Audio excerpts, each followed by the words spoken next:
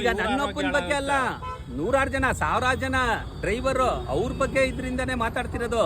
But ಏನಂದ್ರೆ ನೋಡಿ, ಕಮ್ಮಿ ಇಷ್ಟು ವರ್ಷದಿಂದ ಆಟೋ ಡ್ರೈವರ್ಗಳು ಅವ್ರಿಗೆಲ್ಲ ಒಂದು ಇದು ಮಾಡೋರೆ. ಇಂಥ ಟೈಮಲ್ಲಿ ಬಂಕೋರು ಒಂದು ಅರ್ಧ ಗಂಟೆ ಸ್ಪಂದಿಸ್ಲಿಲ್ಲ ಅಂದ್ರೆ ಇನ್ನೇನಕ್ಕಿರೋದು?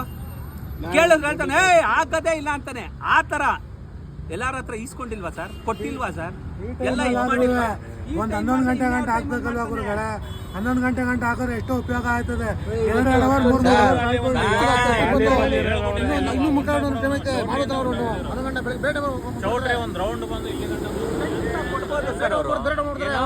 ಮಾಡ್ಬೋದು.